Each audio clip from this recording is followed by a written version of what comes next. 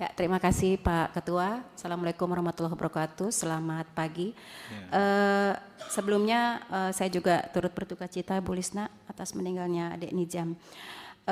Sebetulnya kami LPSK itu sudah mencoba untuk berkomunikasi pada saat berita ini viral, tetapi memang komunikasi kami baru sebatas dengan UPTD Sukabumi, sehingga memang UPTD Sukabumi tidak bisa menjangkau ibu korban pada saat itu. Lalu di tanggal 27 Februari kemarin, Ibu Lisna bersama kuasa hukum dan KPAI hadir ke LPSK bersama dengan anggota Komisi 13 untuk melaporkan dan mengajukan permohonan perlindungan. Pada saat itu kami memang langsung meminta keterangan dari Ibu Lisna, dan dari situ kami menindaklanjuti langsung dengan melakukan asesmen kepada Ibu Lisna, yaitu asesmen berkaitan dengan medis karena memang Ibu Lisna mengeluh ada sakit di fisik, lalu kemudian melakukan asesmen psikologis dan asesmen ancaman. Karena sejak Ibu Lisna melaporkan mantan suaminya sebagai tersangka, Ibu Lisna menerima banyak ancaman baik berupa SMS, WA dan sebagainya, yang ujungnya itu ancaman berupa untuk tidak buka suara dan tidak ikut campur. Dari situ kemudian Mbak Sri, ancamannya apa bunyinya, kalimatnya? Ancamannya salah satunya itu untuk diam, tidak buka suara, lalu kemudian tidak ikut-ikutan gitu, seperti itu, dan itu berlangsung setelah di atas jam 9. Dari sekian banyak SMS dan juga WA yang diterima sama Ibu Lisna itu, Ibu Lisna memang sedikit mengalami depresi, sehingga pada saat di LPSK itulah kemudian kami lakukan juga asesmen untuk tingkat ancamannya. Nah, dari hasil wawancara tim pada saat setelah asesmen, kami mendapatkan beberapa informasi, yang salah satunya adalah kami menduga dan kami mendesak juga kepolisian penyidik untuk mengecek background dan latar belakang dari ayah Nizam. Karena dari informasi yang didapatkan, tindakan kekerasan sebenarnya sudah diterima oleh korban itu sejak korban masih kecil. Jadi dari mulai yang disundut rokok, kemudian yang disiram pakai air, yang dicelupkan ke dalam bak mandi gitu. Jadi dari kecil itu ternyata korban ini sudah mengalami tindakan kekerasan yang begitu sering dan selalu, dan bukan hanya kepada Nizam tapi juga kepada Ibu Lisna. Jadi kami melihat bahwa kekerasan dalam rumah tangga, dalam keluarga ini memang sudah cukup sering dilakukan, sehingga tidak menutup kemungkinan apa yang disampaikan oleh rekan dari KPAI ini sangat memang penting untuk dilihat lebih jauh. Lalu yang kedua adalah kaitannya dengan Ibu Lisna sendiri. Sampai dengan saat ini Ibu Lisna masih dalam konteks perlindungan darurat LPSK, dan kaitannya dengan tingkat ancaman, tim akan segera turun per hari ini dan besok juga untuk bisa melihat lebih jauh lokasi dan tempat tinggal di mana Ibu Lisna berada, serta berkoordinasi dengan UPTD setempat kaitannya dengan psikologis yang mungkin bisa dilakukan lebih lanjut untuk Ibu Lisna. Nah, terkait dengan proses hukum, akan lebih baik jika penerapan pasal yang tadi disampaikan oleh rekan dari KPAI dan juga kuasa hukum itu harus dilihat lebih dalam dan juga lebih jauh, karena latar belakang berkaitan dengan kekerasan dalam rumah tangga yang terjadi dalam keluarga ini sudah cukup mengental dan sudah cukup dalam dan sudah dilakukan sejak korban masih kecil, dan juga diperlakukan juga untuk ibu korban sendiri, sehingga tidak menutup kemungkinan bahwa peran serta kekerasan dalam rumah tangga sampai menimbulnya korban Nizam itu kemudian meninggal itu tidak lepas peran dari seorang ayah di situ. Selain itu kami juga menginformasikan bahwa mantan suami Ibu Lisna ini kebetulan adalah anggota geng yang menurut saya juga patut untuk atensi lebih lanjut kepada Bapak kepolisian ya, khususnya karena ini kaitannya dengan ancaman yang seringkali diterima oleh Ibu Lisna. Mungkin begitu Pak Ketua, terima kasih. Assalamualaikum. Ya. Sebelum ke Pak Kapolres ya, yang pertama saya minta dijamin keamanannya Ibu ini Pak. Ya, hajar aja gangster-gangster itu, nggak ada urusan Pak. Masa udah sejauh ini belum ada penindakan Pak? Lalu nanti jangan terlalu bertele-tele soal timeline ini Pak. Kita nggak perlu, yang perlu langsung ke inti masalahnya. Ya mulai kesimpulan sampai ini. Ya silakan Pak Kapolres.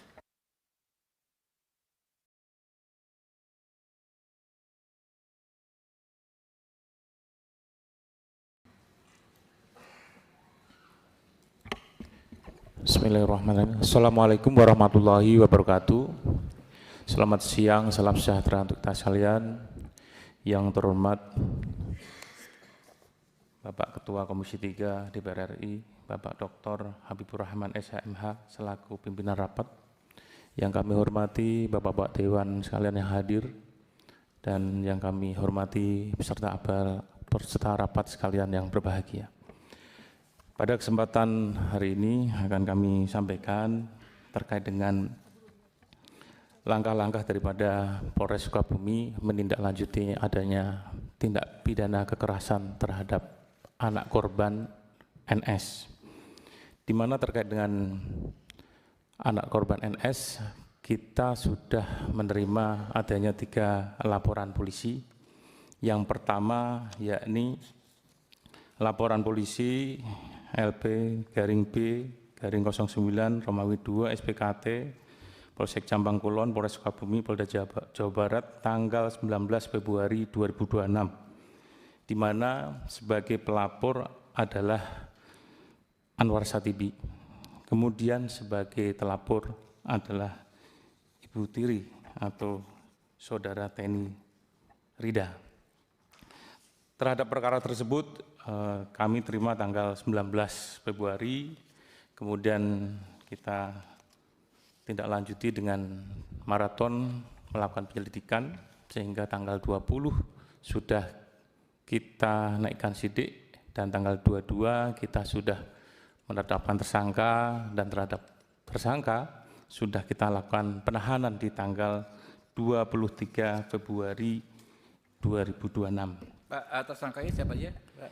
Tersangka Ibu Tiri, inisial TR, yaitu Teni Rida.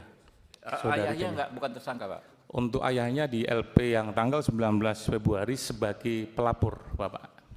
Oh, pelapor. Sebagai pelapor LP. Ya walaupun pelapor kan kalau terbukti kan bisa jadi tersangka juga Pak. Siap.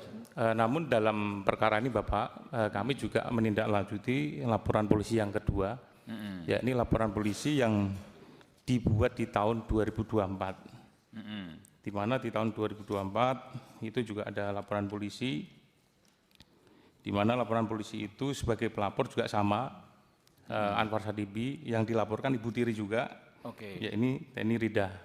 Yang pada saat perkara sedang kami lakukan penyelidikan, kemudian ada perdamaian sehingga prosesnya hold, karena kemarin ada pernyataan pencabutan perdamaian tersebut dan juga adanya perbuatan yang berulang, sehingga perkara tersebut sudah kami naikkan sidik, dan ke depan tentunya kita akan lakukan pembuktian untuk pemenuhan unsur gelar untuk penetapan tersangka.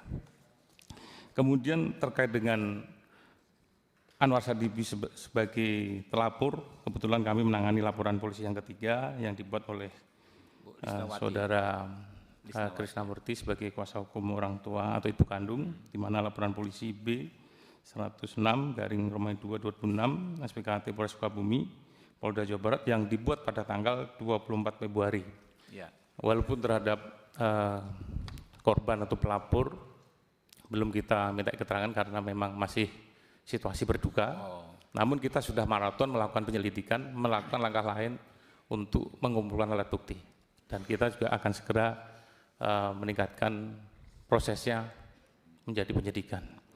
Kemudian terkait dengan perkara yang sudah kita tangani sekarang yang viral, di mana laporan yang dibuat tanggal 19 Februari, tentunya kita melakukan penyidikan yang betul-betul profesional, tidak under pressing daripada pemberitaan media sosial ataupun intervensi lainnya.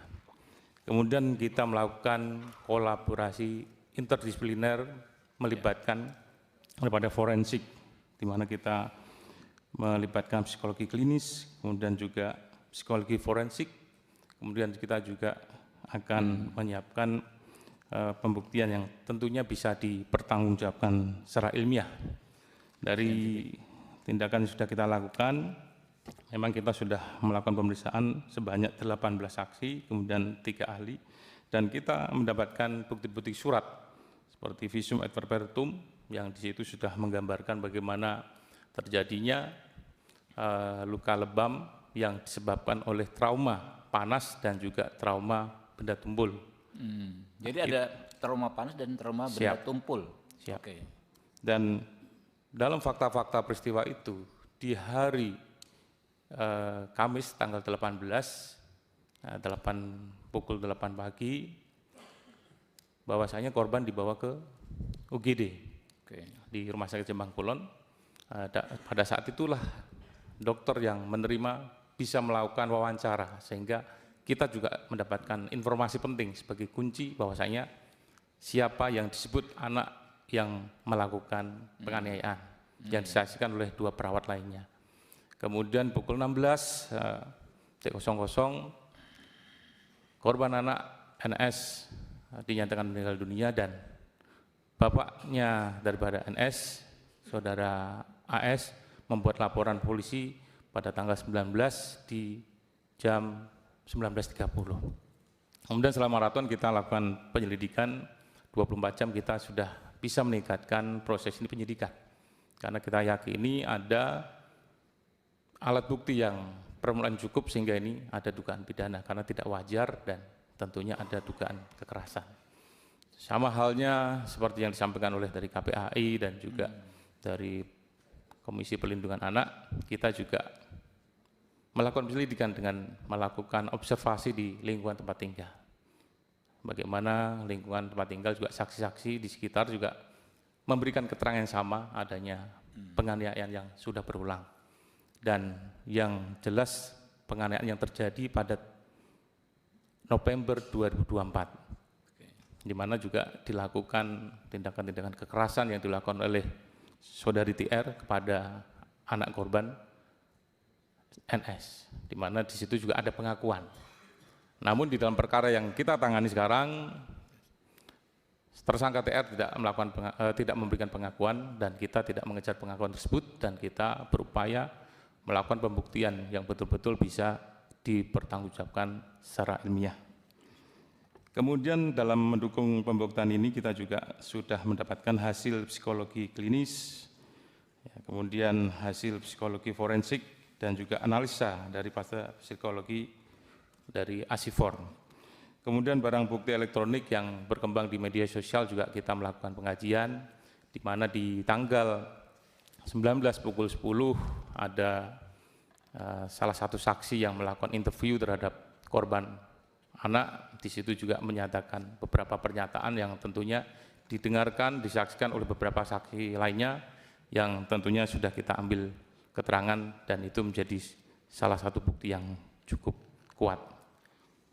Kemudian dari hasil analisa kasus kami bahwasanya korban anak NS dalam waktu rentang pukul 18.35 hingga pukul 21.52 di bawah penguasaan daripada dugaan tersangka saudari TR dalam kondisi memang belum ada luka. Kemudian pada saat pamannya, ya, salah satu saksi, saudara Surahmat, tiba di kediaman dan menemukan kondisi korban anak sudah mengalami luka-luka. Dan kebetulan orang tua atau ayah kandung yang saat itu tidak berada di tempat sedang bekerja karena di wilayah Sukabumi Kota, kembali di sekitar pukul 2 menemukan kondisi yang luka-luka dan esok harinya pukul 8 bersama dengan ibu tiri dibawa ke rumah sakit. Sehingga kita bisa mengerucut, Pak, bahwasanya tempus daripada terjadinya pidana tersebut dugaannya di sekitar pukul 18.35 hingga kedatangan paman, yaitu sekitar pukul 22.00. Kemudian saksi terakhir yang melihat korban dalam kondisi tidak ada luka dikuatkan dengan bukti itu ada saudara Soma, di mana saudara Soma sebagai tukang pijat Jadi pada saat pukul 17.50 ya saudari TR yang tersangka membawa anak korban untuk urut atau pijat, dan saat itu juga kondisi masih mulus, belum ada luka-luka. Nah, kemudian di 18.35 sampai ke rumah hingga bertemu dengan pamannya sudah terdapat luka. Di situ juga ada video yang memvideokan pada saat proses pemijatan atau urut, dan memang kondisi korban anak masih belum ada luka-luka. Kemudian analisa yuridis kami bahwasanya setiap orang dilarang menempatkan, membiarkan, melakukan, menyuruh melakukan atau turut serta melakukan kekerasan terhadap anak sebagaimana dimaksud dalam pasal 80 ayat 1, ayat 2, ayat 3 junto pasal 76C Undang-Undang Republik Indonesia nomor 35 tahun 2014 tentang perubahan atas Undang-Undang nomor 23 tahun 2002 tentang perlindungan anak. Maka yang diduga keras yang melakukan perbuatan kekerasan tersebut, baik kekerasan fisik ataupun psikis, diduga dilakukan oleh saudari TR. Selanjutnya, menanggapi laporan daripada ibu kandung melalui kuasa hukum Krisnamurti, tentunya kita menunggu kehadirannya untuk bisa kita ambil keterangan, sehingga apa yang disampaikan di dalam rapat kali ini juga bisa disampaikan kepada penyidik, sehingga penyidik akan bisa mendapatkan bukti permulaan yang cukup untuk bisa segera menaikkan perkara menjadi penyidikan. Demikian Bapak yang bisa kami sampaikan, mohon petunjuk dan arahan. Ya, terima kasih ya Pak Kapolres ya. Tadi saya tangkap bahwa memang sebenarnya perkara yang lain ya, yang dilaporkan terutama oleh Ibu Lisna dengan lewat Pak Krisna akan segera naik ke penyidikan Pak. Kami perlu konfirmasi itu Pak, karena penting sekali Pak. Jadi gini Pak Kapolres, ini sebelum ke rekan-rekan anggota ya, kita ini kan kerja melayani masyarakat Pak. Kalau ada masukan dari masyarakat, tentu kita nggak bisa alergi. Kita nggak bisa alergi. Kami juga begitu Pak. Kami di WA, di ini segala macam, dibombardir pesan dari masyarakat sehingga menyelenggarakan acara hari ini bukan karena diintervensi, bukan karena kami tidak independen, tapi karena memang kita harus ya menggali rasa keadilan di masyarakat tersebut. Apalagi ini ada dua lembaga yang memang sangat penting dalam penegakan hak anak, ada LPSK, ada KPAI, itu lembaga negara Pak, ya, bukan lembaga kaleng-kaleng, ya, sangat kredibel dan memang kedudukannya mendapatkan atribusi kekuasaan dari negara untuk membantu kita, ya, membantu Pak Kapolres juga dalam menjalankan tugasnya. Jadi kalau mereka memberikan masukan bukan intervensi Pak, justru memberikan dukungan, ya, memberikan support pada Pak Kapolres untuk tidak ragu, ya. Tadi disampaikan oleh Bu Diah ya, ada beberapa tindak pidana yang sangat mungkin terjadi, mulai penelantaran, kekerasan, pengambilan, penghambatan hak untuk ketemu, ya, sampai pembunuhan dengan perencanaan. Minta tolong nanti didalami betul itu Pak. Kalau feeling saya ada pasti Pak, karena saksinya banyak, nah itu, ya.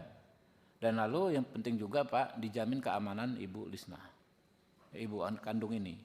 Karena suaminya gangster dan lain sebagainya, kalau memang ada ancaman Pak, itu pidana baru, tegakkan hukum Pak. Oke, belum sekarang ke rekan-rekan dulu, Pak Bimantoro, silakan. Terima kasih pimpinan dan seluruh anggota Komisi 3 yang saya hormati,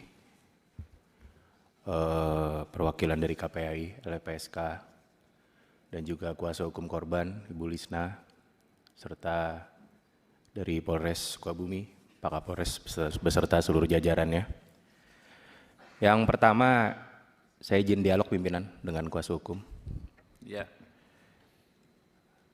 Saya ingin mendalami yang pertama, ini ada disebutkan ada pengancaman. Siapa yang mengancam kira-kira? Ya Pak Krisna silakan. Sampai sejauh ini kita masih belum tahu, cuman dari mulai ibu korban muncul di media, dia sering dapat ancaman seperti yang disampaikan dari LPSK tadi, artinya WA, WhatsApp dan sebagainya. Sudah ada laporan terkait pengancaman ini? Oke. Sudah kita laporkan. Nanti ke langsung LPSK. tindak lanjuti Pak Kapolres, kan ada alatnya kita. Kan Pak Kapolres ada alatnya, kalau enggak minta ke Polda nanti. Ya kan? Siap. Untuk yang sedang dilaporkan kami terkait dengan adanya penelantaran Bapak. Bukan yang pengancaman. Belum ada laporan. Tapi kan faktanya hari ini ada pengancaman. Siap, nanti akan kami dalami. Langsung dalami, Siap. jangan sekedar dalami, kejar Pak. Siap Bapak. Cepat aja Pak. Gampang kok, ada teknologinya kok. Siap. Polisi kita udah sediakan dana buat Polri untuk melacak yang begituan. Siap Bapak. Yuk. Sedikit tambahan Pak, bahwa pengancaman ini ada di medsosnya, ada namanya nanti. Itu setiap hari upload dia, berupa Iya, Pak. Langsung video sikat dan hari ini juga Pak. itu nanti saya serahkan ke Pak Kapolres penyidik. Iya. Ya. Terima kasih. Kalau Bapak ada kesulitan, koordinasi dengan Dir Cyber ada di Jawa Barat, ada di Cyber nggak? Ada kan? Langsung Pak. Saya nanti koordinasi dengan Pak Kapolda Rudi yang memang akan mensupport Bapak. Ya. Baik, terima kasih pimpinan. Ibu Lisna,